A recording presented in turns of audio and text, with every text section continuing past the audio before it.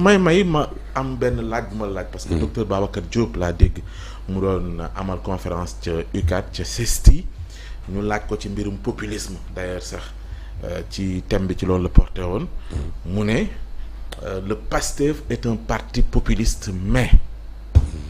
indi ci nag bi muy expliqué mu ne du populisme boo xam te ne dafa ànd maanaam dañ naan démagogie la mu sori ci biir ni am nañu créé nañ un leader am nañu parti ñoom PASTEF mais est-ce que am nañu peuple mu ne peuple boo xamante ni dañuy fexe ba am un peuple buy accompagner révolution beeg vision bu ñu am nga xamante ne fu ñu jaar rek dañuy am mbooloo mu bari bu ànd ak ñoom ngir jëmmal li nga xamante ne mën nañoo may ci développement loolu la jàpp ni ba fii daanaka. je ne sais pas si le PASTEF là ou pas mais ce dont j'en suis sûr c'est que Ousmane Sonko à ce peuple-là parce que oui bien sûr c'est inédit Pape Ousmane joxoñ rek nga falu def na ko defaat ko defati ko donc effectivement am na peuple boobu doonu léegi nag damay faral di wax ne ce n'est pas PASTEF qui a amené le président Diomaye au pouvoir ce n'est pas le PASTEF c'est Ousmane Sonko qui a amené le PASTEF au pouvoir et non le contraire loolu nag yàlla moo ko may en termes de popularité léegi nag li ñu bëri di assimiler de populisme pour man c'est loin d'être un discours populiste nit ñi adopté nañ ko mais l'orientation péjorative du populisme mooy ne nit ñi dañuy tàccu mais réalité bi du tax nga mën ko loolu mooy populiste or man dafa am lu bëri loo xamante ne dama koy dégg ñu koy wax réalité du pouvoir et cetera man yooyu gëmuma ko. comme ni mu waxee ni mu gëmu ko. gëmuma pour man volonté moom moo fi nekk ak ñàkk volonté mais boo amee volonté li nga bëgg da ngay tendre vers parce que Ousmane Sonko durant ces 10 années de traversée du désert mais li mu doon wax du woon ay làmbaatu yooyu loo xamante ne la mais bien sûr te ku nekk gis na ko déjà bi ñuy wax ci ay renégociation des contrats la plupart des gens disaient que c'était du populisme oui c'est du réel boo xoolee base militaire français yi gars yi naan non mënut a nekk Aliou Sow mënula nekk duñu ko def finalement nekk na souveraineté au-delà même de nekk bi nga xamante ne nekk na mais un peu partout en Afrique les gens s'inspirent et les gens l'imposent parce que nag uude moom bu yabee waxambaane rek ca doxin wala donc kon mbir mi ñun ñooy dem ba parfois xeeb suñu bopp ne lii mënta ne mais xoolal le niveau de développement des autres pays occidentaux d'Asie du Sud-Est des pays du Golfe mais gis nga fi ñu yegg ci niveau de développement boo remonté parfois même si dans les pays du Golfe ay 20 ans 30 ans ci ginnaaw da nga désert kese la woon peut-être que ni ñi nga xamante ne ñoom ñoo asseoir ce niveau de développement économique bu ñu ko doon wax jamono jooju noonu dañ leen doon wax populisme la dañ leen doon wax mënut a nekk mais pourtant nekk na impossible n'est pas sénégalais impossible n'est pas humain donc kon mbir mi volonté rek la engagement ak détermination pour mën a am li nga xamante ne moom nga bëgg en termes d'aspiration parce que projet bi du ay làmbaatu loo xamante ne la c'est du cadre sur table avec des documents chiffrés ak Sénégal ni mu mel def diagnostic en profondeur pour mën a ñëw teg un projet de société qui est en train de suivre son cours oui mais qui a également quelques difficultés pour ñu gën ko jëmmal impérativement dugg ci li nga xamante ne moom mooy réforme en profondeur yi nga xamante ne Ousmane Sonko premier ministre démb en conseil des ministres àdduna ca maa ngi gis yoor ñëw ci avec plus de détails di wax ni ci wàllu réforme de l'État yooyu premier ministre mu ngi tracé li nga xamante ne moom mooy les lignes directrices ma bëggoon bu ci nekk ñu taxaw ci Pape Moussa mooy révision des régimes fiscal ak it douanier bokk na ci li nga xamante ne sàkku na ko waaye refonte de la commande publique et l'adoption d'un nouveau code des investissements la commande publique yàgg nañ ko wax suñ ko wax daf ñu may ñu dugg ci marché yi anam gi ñu koy joxee mu mel nii amuñu satisfaction ci wàllu transparence fexe ba mu mucc ci wàllu surfacturation ak ci aju déjà avec le ministre Cheikh Diba les services techniques et autres ñu ngi nekk di confectionner benn nouveau code des impôts loolu liggéey yi avancé na bu baax a baax pour mën ko réadapter ak li nga xamante ne tey mooy les réalités du moment parce que Pape Ousmane. lu bëri ñu ngi koy reprocher les anciens dignitaires du régime passé parfois ñu ne la diw bii nii milliardaire la un fonctionnaire milliardaire on en a entendu. Mais est-ce que xam nga ne la plupart du temps day am ay soubassement légal. xam oui bien sûr yu ci bëri boo demee ci législation sénégalaise da ngay gis ne effectivement un fonctionnaire peut être milliardaire dans ces conditions là maanaam bu ñu demee lijjanti ji ay fonds à l'étranger le PSE ak Club de Paris pour yow bañ fa demee lijjanti seen i affaire ministre des finances amu ci pourcentage am day am bien sûr parfois ñenn ñi dinañ leen wax naam man jàpp naa ne c'est lu waruta am la mais ce n'est pas légitime. Ce n'est pas moralement acceptable mais légalement doo mën a am la plupart du temps lu ci bëri loo leen di mën a reprocher donc pour man revoir ces législations là code des impôts code des investissements parce que investissement aussi parce que ñun ci espace sous-régional bi dañoo am ay cadres juridiques yoo xam ne ñun ñëpp ñoo ko bokk moom mooy OHADA organisation pour l'harmonisation en Afrique du droit des affaires beaucoup de pays de la sous-région ñun ñoo ko bokk léegi nag ñu am ay mécanismes yoo xamante ne mécanisme d'attractivité économique par exemple le financement ci wàllum des entreprises yooyu ay actions de préférence ay valeurs mobilières donnant accès au capital la variabilité du capital social yooyu noonu yëpp ce sont des mécanismes yoo xamante ne day permettre à ce que ñu mën a diversifier ñun suñuy mécanisme de financement des entreprises mais aussi forme société yi SA SARL SAS et cetera yooyu noonu yëpp dañ koy adapté ci li nga xamante ne moom mooy contexte bi mais en même temps amaale une politique d'attractivité pour permettre aux investisseurs ñu mën a ñëw investir en toute quiétude tey jii nii par exemple boo demee dans les pays développés mécanisme d'investissement yi nga ak législation yi ñu leen di imposer. boo ñëwaatee fii tu trouveras pratiquement la même chose. C'est-à-dire juridiquement le monde qui est devenu un village planétaire on peut parler de mimétisme certes mais àdduna bi yëpp daa mel ni ci wàllum économie ku ci nekk bëgg na boo jugee fii dem fële le cadre juridique ne change pas trop pour que nga bañ a am ay mécanismes yu contraignants pour investir. Donc kon li ñu annoncé. ci code des investissements ci code de transparence yooyu noonu yëpp pour man foog effectivement mu doon lu am moo tax dëgg la mën nañoo yàqamti développement ñëpp mën nañ koo yàqamti réforme mën nañ ko yàqamti mais jàpp naa ne aussi am na ci yu bëri yoo xamante ne step by step la ce n'est pas que Ousmane Sonko dafa yor benn bâton magique bu laalee lépp tàkk demeewul noonu mais tamit il est avec une équipe parfois des hauts et des bas. Justement moo tax ma lay wax. am na ci biir oui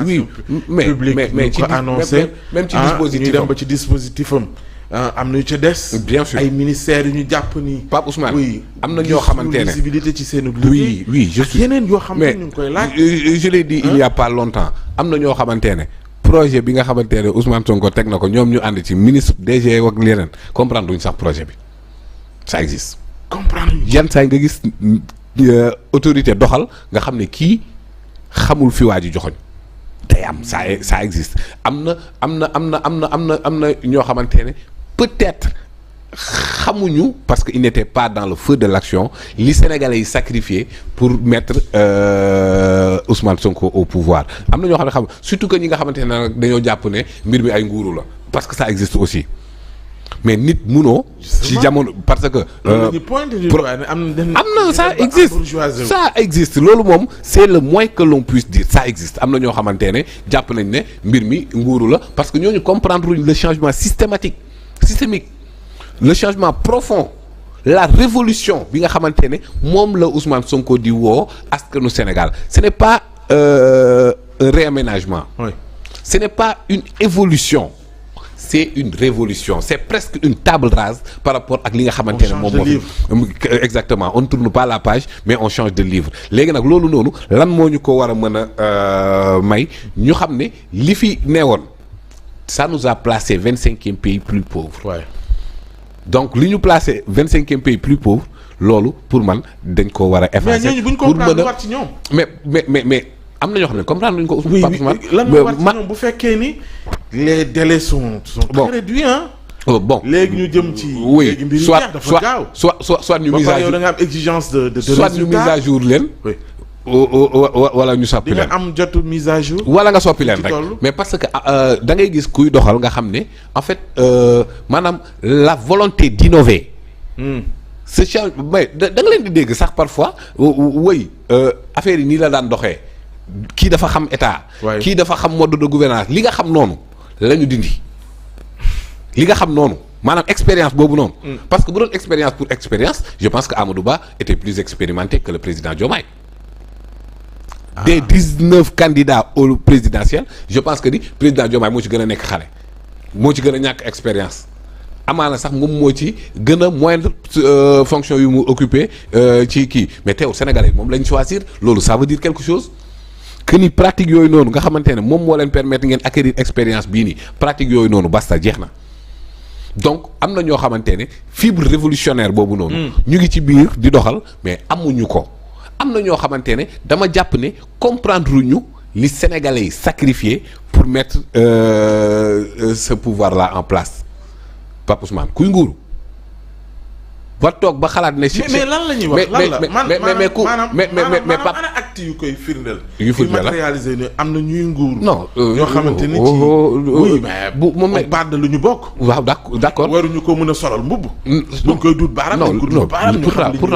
pourtant la communication du premier ministre du ay lu ñuy du daf ko duut baaraam. généralité hein. daf ko duut baaraam. daf ko duut baaraam léegi nag tey jii nii ki nga xamante ne dafa bëgg confort dafa war a xalaat Cheikh Wade ki nga xamante ne dafa bëgg a nguuru moom foog mu xalaat Idrissa Goudiaby ñii ma lay wax nii dañ seen bakkan moo rot pour pouvoir boo tax ma ne la régime bii nii amul droit à l'échec déedéet li ko samp deret la deret moo tuuru pour mu taxaw ay milliers de libertés confisquées ay nit amputés ay familles disloquées. ay nit ñàkk seen bakkan pour yow nga yegg si au pouvoir donc foofu noonu ku dem ba xalaat nguur xalaat confort rek na sa xel delluwaat ci ñooñu noonu ma la wax nii moo tax j'ai bien aimé photo wu les martyrs là di nekk ci ginnaaw kii pour ñu fàttali ne lépp li nga xamante ne tey jii nii yaa ngi koy teg ci jéego. wax dëgg yàlla xamal ne sénégalais yi dañoo sacrifier de leur vie pour que nga toog foofu ñu nekk léegi nag passation de marché yi effectivement Pape Ousmane. effectivement. lu nee ngi ci. lu nee ngi ci. boo xoolee à un moment donné le premier ministre jël mbir yi centralisé auprès de la primature. Oui. Mais parce que dafa am yu bëri yoo xamante ne ci marché yooyu lay jaar en fait xewi na kenn ñëw jël keesu fi ñu la dénk loolu xewi na léegi nag ci marché yi ci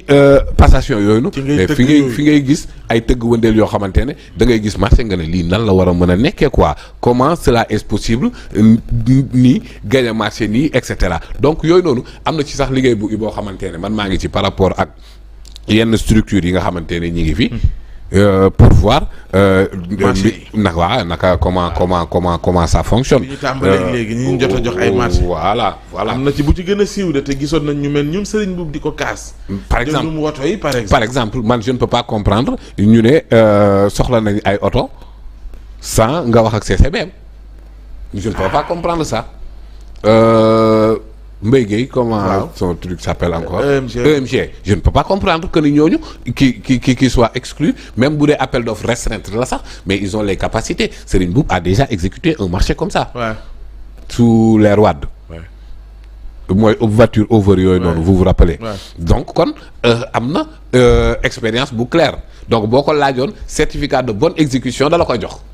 ndax il a déjà exécuté ça kooku lan nga ko fi war a mën a dinde espace auto. CCBM quand même CCBM c'est une longévité CCBM c'est une crédibilité CCBM c'est une viabilité d'une grande entreprise boo xamante ne promue par un Sénégalais Serigne Mboup donc tey jii nii waxuma la sax Assemblée nationale sans limite sax bu soxla woon oto dafa war a woo Serigne Mboup parce que mëtee na ko ci réew mi. ak ñu mel ni moom donc moom ak EMG je ne peux pas comprendre du tout ñu bañ a bokk ci kii d'appel d'offre boobu noonu. quelque part le fait que ñu mel ni Birahim Seck au nom de la transparence ñu doon sàkku ci ñu fësal li nga xam te ne mooy rapport d'exécution. Ce n'est pas Birahim Seck budgétaire bi oui. Ce n'est pas Birahim Seck loolu. C'est le code de transparence dans la gestion des finances publiques. Oui, au-delà de loolu. Donc su dee ne rendez-vous bu ñu manqué la. waaw que ñu koy rappeler bëgg koo jot. Oui. Est-ce que du en partie c'est pour voir un peu conformité la ñu déclaré ak li ñu jot a dépensé. rapport trimestriel bi. Oui. C'est une obligation légale. C'est une obligation légale. Le code de transparence dans la gestion des finances publiques daf ko exiger. Léegi nag lan moom moo waral amul je pense que ni tout le monde peut le comprendre d'autant plus que ñi nga xamante ne ñoom nga remplacer nañu doon doxalee mbir yi mais quand même munoo il faut que nga réajuster pour mën a respecter les délais da nga doon gis benn exécution ci année N-1 ñu dem reporter yoo ko ci année N. Du coup foog nga réajuster pour que mbir yi beneen di am ay empiètement budgétaire parfois ay prolongation yoo xamante ne ça ne se justifie pas donc dafa mel ni rek l'année universitaire parfois da ngay dem ba année universitaire bi ñu ngi nekk ci année 2024 alors que li nekk en cours année 2022 loolu nag pour nga mën a teg mbir yi ci timing bi mu war il faut que mu laaj ay réajustement te le directeur du budget décédé yàlla na ko yàlla yërëm te xare ko aljana yooyu noonu yëpp am na ay incidents mais quand même le 23 juin prochain altine le ministre Cheikh Diba a donné rendez-vous dina présenter ce rapport trimestriel yooyu noonu ba tey ci PM ak ay exigences am réformer en profondeur le système de sécurité